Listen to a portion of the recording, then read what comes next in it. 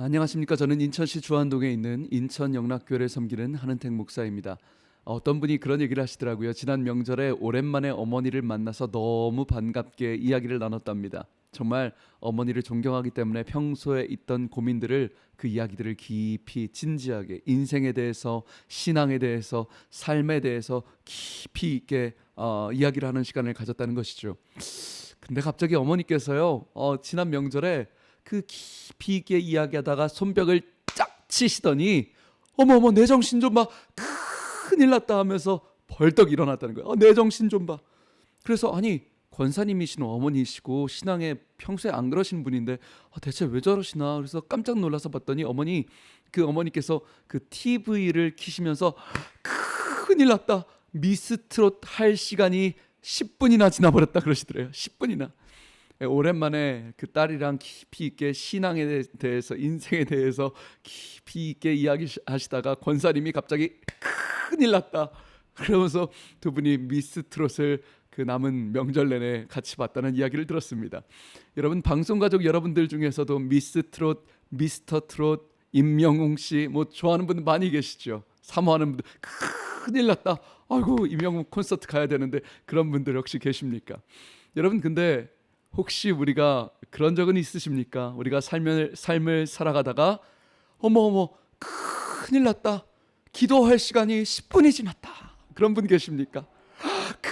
큰일, 가정 예배 드릴 시간이 10분이 지났다, 어머 성경 읽을 시간이 10분이 지났다, 아이고 오늘 하루 한 장도 못 읽었다, 그런 분이 혹시 계십니까? 어머 오늘 말씀 시간에 내가 늦어버렸네, 그렇게 생각하는 분들이 혹시 계십니까? 여러분, 우리가 하나님의 말씀을 사모하는 데 있어서 미스트롯, 미스터트롯을 사모하는 것만큼 사모하십니까? 얼만큼 사모하십니까? 성경은 분명히 말씀하십니다. 나를 사랑하는 자들이 나의 사랑을 입을 것이다. 나를 간절히 찾는 자가 나를 만날 것이다. 나를 만날 것이다. 나를 만날 것이다. 여러분, 우리가 아무리 미스터트롯, 미스트롯 아무리 본방사수하고 찾아가도요, 은가은 씨, 임명웅 씨, 홍지윤 씨, 이런 분들, 별사랑 씨, 여러분 안 만나줍니다. 근데 여러분, 우리 주님은요, 우리에게 하늘의 왕이시며 왕의 왕 되신 주님이 우리에게 약속하시는 말씀이 있습니다. 너희가 나를 간절히 찾으면 내가 너를 만나줄 것이다. 내가 오늘 이 예배를 통해, 이 말씀을 통해, 이 기도를 통해, 이 찬양을 통해 네가 나를 간절히 찾으면 왕의 왕인 내가 너를 만나줄 것이다 약속하시는 것이죠. 근데 여러분, 문제는요, 우리가 그 말씀을 사모하지도 않고 또 때로는 그 말씀을 거절할 때도 있다는 것입니다. 여러분, 하나님의 말씀은 원래 우리의 모든 덮여있는 것들을 뚫고 들어갈 수 있는 능력이 있는 것입니다. 히브리서 4장 12절 말씀에는요, 하나님의 말씀은 살아있어서 좌우의 날선 검과 같이 예리하시며 혼과 영과 골수와 관절을 찔러 쪼개기까지 하시는, 깊이 찌르시는 말씀이라고 하십니다.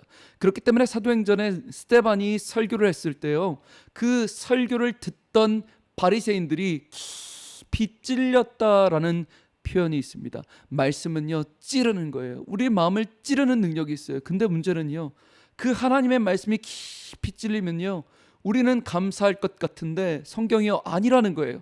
그 바리새인들이, 그 이스라엘 백성들이요, 깊이 찔린 말씀이 어떻게 하냐면 또다시 큰 소리를 지르며 귀를 막고서 스데반에게 달려들었다라고 기록을 한다는 것입니다. 하나님의 말씀이요, 내 안에 덮여있는 걸 찔러 쪼개서 들어오니까 그걸 받아들이는 게 아니라요, 귀를 막고서 큰 소리를 지르면서 하면서 스데반에게 달려들었다 하는 것이죠. 말씀이 임재하실 때 그 말씀을 귀를 막고 거절했다는 것입니다. 여러분, 때로는 우리의 모습이 이럴 때가 있는 것 같습니다. 하나님의 말씀을 사모하기는커녕 하나님의 나를 그 찌르시는 말씀을 듣기 싫다고, 이건 내 말씀 아니라고, 너 지금 예배 사모하지 않는 것 같아, 너 지금 말씀을 너무 사모하지 않는 것 같아, 너 그러다 큰일 나 라는 말씀이 혹시라도 내 마음에 찔리면요, 우리는 내 귀를 막고 큰 소리를 지르며 당신이 뭔데 나한테 그렇게 얘기하냐고, 나 설교 듣고 있다고, 나 말씀 듣고, 나 이 정도면 잘하고 있다고 우리의 귀를 막는 경우가 종종 있지 않습니까? 여러분, 우리는 살면서 수도 없이 많은 죄를 짓습니다. 그럴 때 겸손하게 우리의 마음을 찔러오는 말씀에 대해 귀를 열 수 있어야 합니다. 여러분, 우리가 그럴 때가 있지 않습니까? 교회에서 목사님들이 설교할 때 예배를 사모하고 그렇게 말씀을 사모해야 되고 서로 사랑해야 되고 이해해야 되고 이러면 우리는, 저도 그럴 때가 많이 있습니다만, 저희도 모르게 그렇잖아요.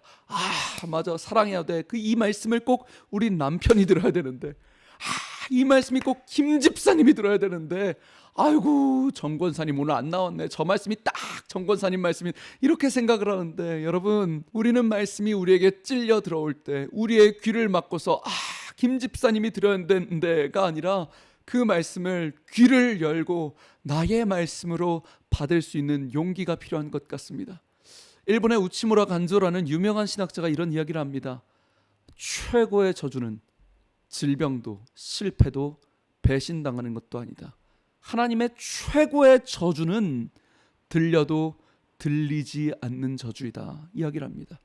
들려도 들리지 않는 저주. 여러분, 참 깊이 있는 말씀 같습니다. 하나님의 최고의 저주는 우리의 인생에 질병을 주실 때도 아니고요, 우리 인생에 실패를 당할 때도 아니고요, 우리 인생에 배신을 당할 때도 아니라, 하나님이 최고의 저주는요, 말씀을 들려주셨는데도 귀가 어두워 듣지 못하는 우리의 어두운 귀가, 어두운 마음이 저주라는 것이죠. 사랑하는 방송가족 여러분, 하나님의 말씀을 사모하십시오. 근데 단순히 말씀 설교 시간을 사모하고 큐티를 사모하는 정도가 아니라, 나에게 찔려지는 말씀, 나에게 가장 가슴을 후벼 파는 말씀이 나에게 찔러 들어올 때 우리의 귀를 열고 아멘, 아멘, 하나님 이것이 나의 말씀입니다 라고 받아들일 수 있는 용기가 있으시길 주님의 이름으로 축복합니다. 지금까지 저는 예배에 목숨 거는 교회 인천영락교회 한은택 목사였습니다. 감사합니다.